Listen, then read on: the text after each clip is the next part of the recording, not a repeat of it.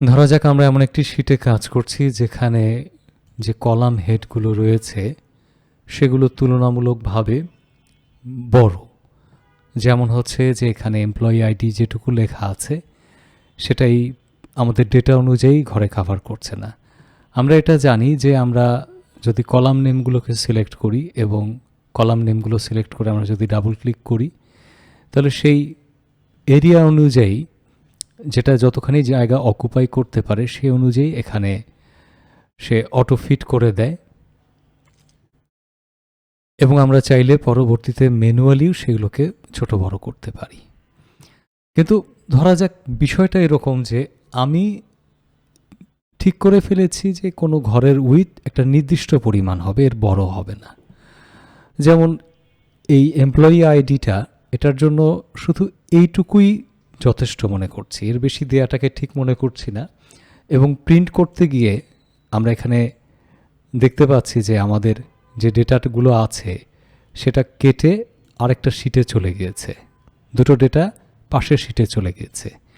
তো কাজেই জায়গাটা সেভ করাটা জরুরি। আপনার এখানে একটা হরাইজন্টাল একটা ভার্টিক্যাল একটা ড্যাশ লাইন দেখতে পাচ্ছেন, মানে এটুকু অন্য পেজে চলে গিয়েছে।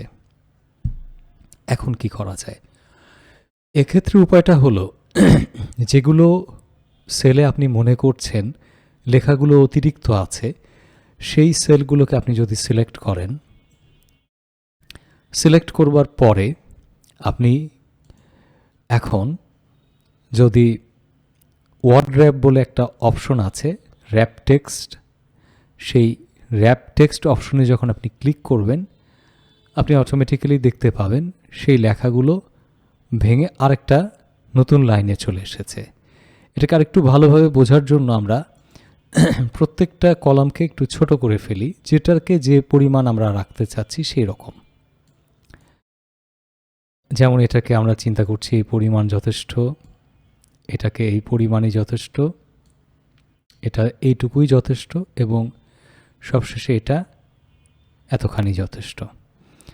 আর সামনে যেটা আছে সেটাকে আরও ছোট করছি। হ্যাঁ, এখন মোটামুটি আমাদের যদি আমরা প্রিন্টে আসি আমরা দেখতে পাবো প্রিন্ট অনুযায়ী একটা পৃষ্ঠাতেই এটা ফিল আপ হয়ে গিয়েছে, এক পৃষ্ঠাতেই আসছে। ব্যাক করি আমরা।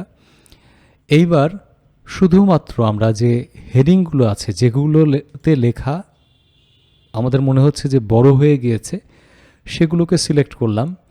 র্যাপ টেক্সট এই অপশনটাতে যদি ক্লিক করি আমরা দেখতে পাচ্ছি অলরেডি টেক্সটগুলো র্যাপিং হয়ে গেছে, অর্থাৎ টেক্সটগুলো ভাঁজ হয়ে গেছে। ঠিক যেখানে যেখানে স্পেস আছে স্পেস হিসেবে সেটা নিচে চলে গেছে পরবর্তী লেখার অংশটা।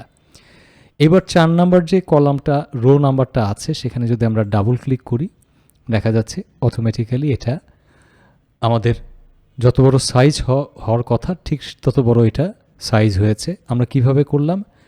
4 নাম্বার কলাম মানে রোটাকে সিলেক্ট করলাম, 4 এবং 5-এর মাঝখানে আমরা এখানে ডাবল হেডেড অ্যারো যখন আসলো ডাবল ক্লিক করলাম, এটা রিসাইজ হয়ে গেল। আমরা প্রয়োজনে এটাকে টেনেও রিসাইজ করতে পারতাম। এই কাজটাকে আরেকভাবে করার সুযোগ আছে, তবে সেক্ষেত্রে আমরা এগুলোকে আবার সিলেক্ট করছি, করে আমরা যদি র্যাপ টেক্সটটাকে তুলে দেই এবং এবার আমরা অ্যালাইনমেন্ট এই সেকশনেই আমরা খেয়াল করলে দেখতে পাবো এখানে ওরিয়েন্টেশন বলে একটা কথা আছে। এই ওরিয়েন্টেশন থেকে আমরা ক্লিক করে যদি অ্যাঙ্গুলার কাউন্টার ক্লক ওয়াইজ এই অপশনে ক্লিক করি তাহলে খেয়াল করবেন এটা কিন্তু বেশ মজার যে লেখাগুলোকে কি করেছে, লেখাগুলোকে আমাদের ডায়াগোনালি বা আমরা বলতে পারি ম্যাথমেটিক্যালি 45 ডিগ্রি অ্যাঙ্গেলে রেখে দেওয়ার চেষ্টা করেছে। এক্ষেত্রে কিছুটা জায়গা সেভ হয়েছে। আপনি এই জায়গাটাতে ক্লিক করে ইচ্ছা করলে কাউন্টার ক্লকওয়াইজ করতে পারতেন, ইচ্ছা করলে আপনি ভার্টিক্যাল টেক্সট করতে পারতেন, যদিও সেটাকে পড়া যাবে কি না সন্দেহ। আপনি এখান থেকে ইচ্ছা করলে রোটেট টেক্সট আপ করতে পারতেন, এটা বেশ সুন্দর। বা আপনি রোটেট টেক্সট ডাউন করতে পারতেন। আমার মনে হয় রোটেট টেক্সট আপটা বেশ দেখতে ভালো লাগছে। যদিও এটা পড়ার ক্ষেত্রে অনেকের কাছে সমস্যা যদি তিনি এইজেড হয়ে থাকেন, তবে এটা আমাদের বড় বড় যে টাইটেলগুলো থাকে বিভিন্ন কলামের সেই টাইটেলগুলোর টেক্সটকে শর্ট করে দেখানোর জন্য একটা বেটার ওয়ে, মূলত সবচেয়ে ইজিলি আমরা যে কাজটা করতে পারি সেটা হচ্ছে র্যাপ টেক্সট। এবং সেক্ষেত্রে আমাদের এটাকে কি করতে হবে, এই অপশন যেটাকে আমরা এনাবল করেছি সেটাকে আমাদের ফরম্যাট সেলস অ্যালাইনমেন্ট থেকে আমাদেরকে এসে আবার টেক্সটটা যেখানে স্বাভাবিক অবস্থায় ছিল সেখানে ক্লিক করে ওকে করতে হবে। তখন দেখা যাচ্ছে এগুলো র্যাপ হয়ে গিয়েছে।